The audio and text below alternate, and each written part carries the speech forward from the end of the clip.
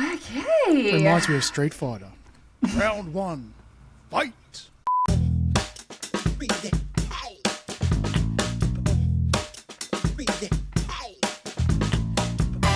Hello everyone and welcome back to this week's Remind podcast.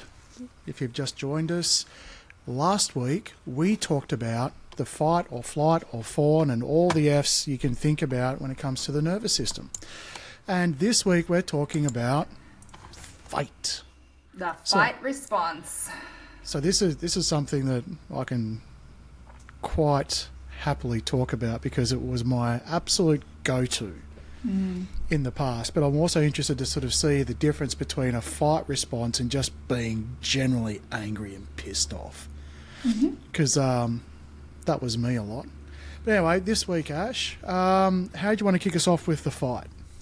Well, I would get people thinking about it. I guess get people in the mood for this in reflecting on a fight response. You know, have you ever found yourself maybe snapping at someone? Or I know for me, a fight, I don't tend to be aggressive, but I can be very defensive. So I will get defensive when I'm triggered. If someone says or does something, my husband brings it to my awareness quite a lot, especially about my son.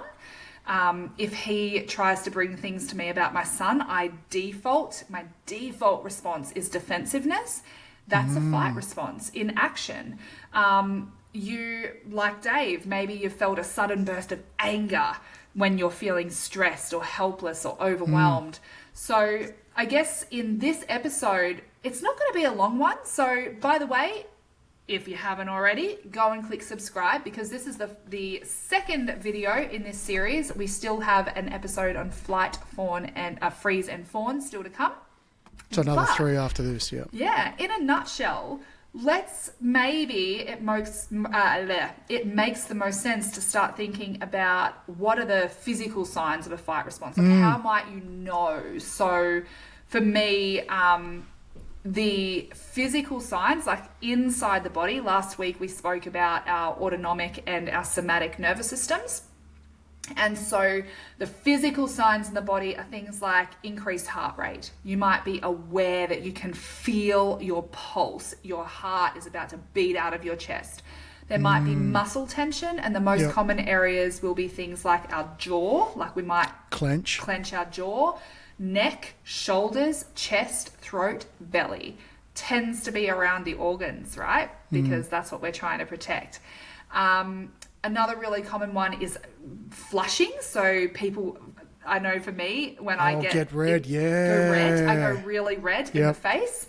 I get hot. So the physical signs of a fight response are really quite evident, but more evident to you in your own body. And then the behavioral signs might be like you already mentioned, Dave, anger, irritability, for me, defensiveness. There might be even aggressive thoughts or hostile thoughts towards someone, like malicious thoughts, even if they're not leaving your mouth. You're controlling what you're saying, but it's the intention. Yeah. The fight response is still happening and you're still having the physiological response to it, even if it's not leaving your mouth. So this isn't just about, but I feel it, but I don't say it. The problem is the feeling of it in your body, and what are you going to do about that? So because a lot of people put logic and law above feeling, and I think that's where we're changing the whole paradigm, the whole dynamic. It's sort of like, what do you feel and what's your intention? Yeah. Regardless of, excuse me, Your Honour, but I didn't say that. Well, that doesn't really mean much when it comes to your feeling and intention. But we've been so programmed to sort of look at what's actually in the physical reality when it comes to words and actions. That we're flipping the script on that and going with feelings and intuition. Yes. Those type of things. Absolutely. But the value of that. Yeah. 100%. Because fight for me is mostly like aggression, or it's not backing down. But I'm glad you mentioned defensiveness. It's sort of like, okay, so being defensive, while you're not being aggressive or being the aggressor, that being defensive and snapping back, yeah, okay, that's probably a fight situation as opposed to a freeze or fawn, you know, or the other ones. Absolutely. So I'll give you another one that I've spoken about recently, which used to affect me, was feeling a need to prove a point or to win an argument or to be right. That justice, that's a fight. Yeah. Yeah. Yeah, who loves those videos of someone doing something bad and then them getting their justice. Yeah. Tasty. Totally. So probably most people can understand what that might look like now. And I think the thing that I love the most about this is when you really start to understand that those behaviors, when someone is getting really defensive, if they're struggling to receive feedback or criticism or literally anything, you say something and they get defensive about it, or if someone absolutely digs their heels in and gets that real stubborn streak comes through and they want to prove a point or they want to be right, they're in a trauma response. And so for me, this actually happened to me really recently, where someone attacked me online and was really malicious, and I said to them, that's actually not okay to speak to people in that way. It's not. I felt a physical, visceral reaction in my body in response to what they had said, and I simply didn't react. I did say that's not acceptable or appropriate to speak to someone in that way. And then I said, I genuinely wish you well. The reason that I genuinely wish them well is because through their behavior, they are showing me that they are in a very sympathetic state right now. They're very activated. Yeah, no, now not sympathetic as in they're feeling sympathy for you. No. Sympathetic as in they're in a sympathetic nervous system is a fight or flight. Yes, exactly. And another common one I see a lot is parents who are very reactive when they feel disrespected by their kids. Ooh. Yeah, that's a common one. And because a lot of people, the one on this side of the camera, would sort of say that normally to be in a fight response, you have to be aggressive in some way. Yeah, it's interesting, isn't it?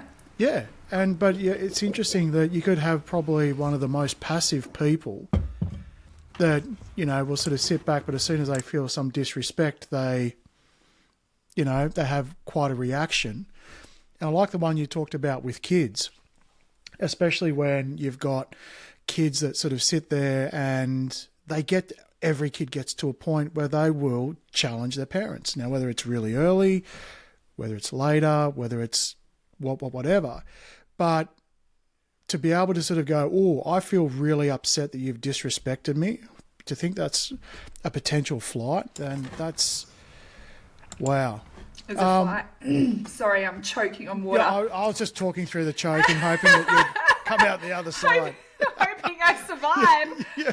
Oh, I thought you were just laughing at my incredible knowledge. Oh, gosh. Oh, yes. But totally. And then it's about how do we respond to that. So it's absolutely a rite of passage for a kid to, you know, talk back or be disrespectful in some way.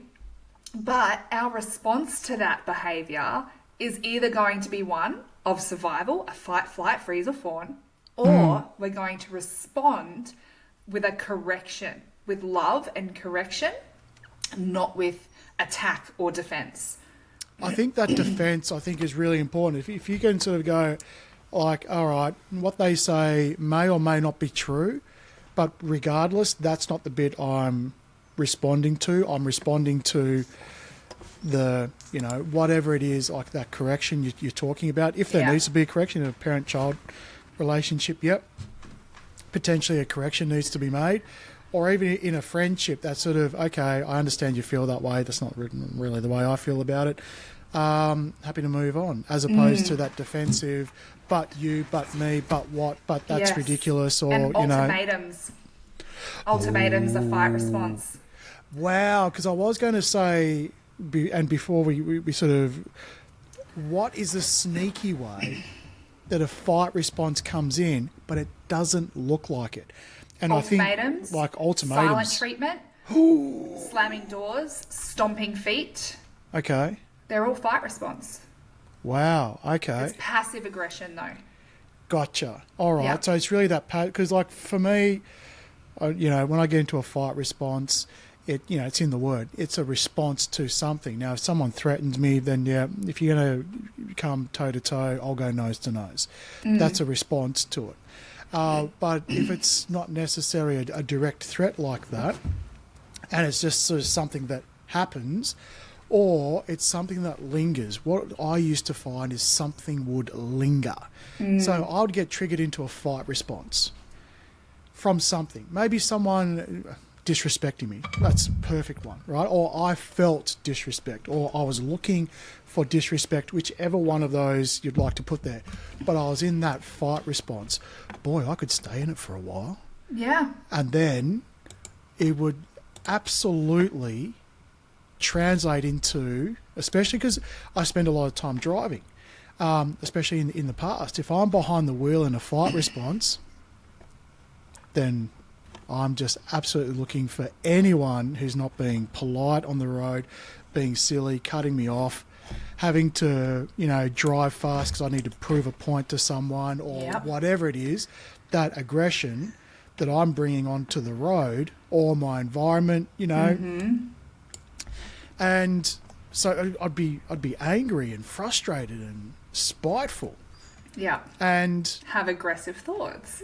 Oh yeah. Yeah, even to the point where if I used to catch like a line of red lights, no joke, I would feel as though someone's conspiring against me. And it's like, wow. When I look back on it, all these feelings were really real. Yeah. And I couldn't sort of... When you say feelings, I want to be really clear that we're talking about the activations. All of the activations in your nervous system were very real. Yeah. But I would feel like if I was getting a red light, someone's slowing me down. Someone's disrespecting me again. And it'd just be like a flow-on effect.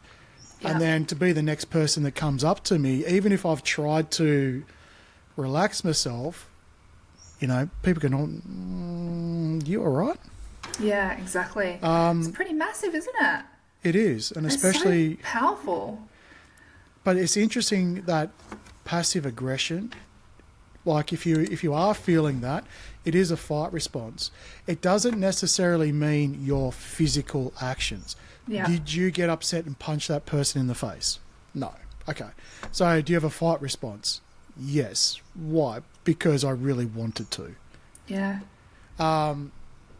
Versus the other ones we'll get into, fight, it's a freeze, flight, freeze, and fawn. Yeah.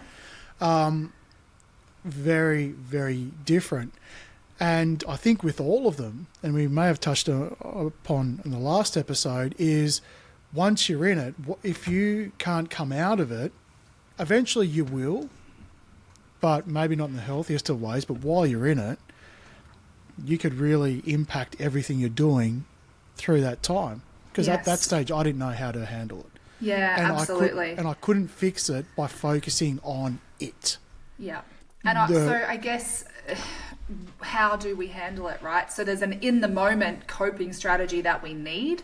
And a few of those things might be, first of all, recognizing our triggers, mindfulness techniques. So a really common one is the 5, 4, 3, 2, 1. 5 things you can see, 4 things you can feel, 3 things you can, hear, 2 things you can taste, 1 thing you can smell. That's a 5, 4, 3, 2, 1. What's that doing? It's activating your somatic nervous system, your sensory system. There's other things like your breathing techniques. One of my favorites is box breathing. 4 seconds in, hold for 4, 4 seconds out, hold for 4, and repeat that. Or cycles of 7, which is really, really intentional. There's grounding, there's meditation, there's pausing, there's lots of tapping, lots of different in-the-moment strategies. But also, we need skills. What's the skill? Well, let's have assertive communication. A sentence I use a lot is I feel and I need. I feel frustrated and I need some time and space. I feel overwhelmed and I need you to hold me. I feel and I need. So that assertive communication is really, really clear. The other example, like I said, is I can understand you're upset, but yelling is not going to help this. Can we talk about it later when you're feeling better? Or the boundary that I set today assertively was, it's actually not acceptable or appropriate to speak to me in that way. So that assertive communication is really important. But then what do we do about the fact that I'm triggered? Because that trigger is the underlying wound, and we can actually go and do some work around that as well. So I'd say one thing for me that I've done some of those that you've mentioned, but one thing that I found very embarrassed to do, but found a little bit of success in the moment. So we're talking about like the acute, really in the moment stuff, is to find a safe space to really have a big "f*** you" moment. Yes. Right. We've have a spoken big. About that. Yes, absolutely. Yeah. The massive yell. Emotional orgasm. The massive release, because that's that's what my body needed, and whether it was at something or at whatever, drive to a secluded place, have a yell, or whatever it is. So your face goes stupid, right? But what I found, what fixed that was all the other healing that has happened. Go through all the rest of it. It was the mindfulness. What am I grateful for at the end of the day? Pick 3 things. It was the journaling. Absolutely. It was the meditation. It was all of these things that wasn't me focusing on the trigger that fixed the trigger. It just suddenly out of nowhere, I realised as I was doing these other things, I wasn't being triggered as much. It's like, oh, okay. So it's not the logical linear, there's a problem, there's a water leaking out, I just got to put my finger in it, and then it stops. It's the other way around. But your body kind of knows what to do. Yeah. So if you need to have a cry, have a cry.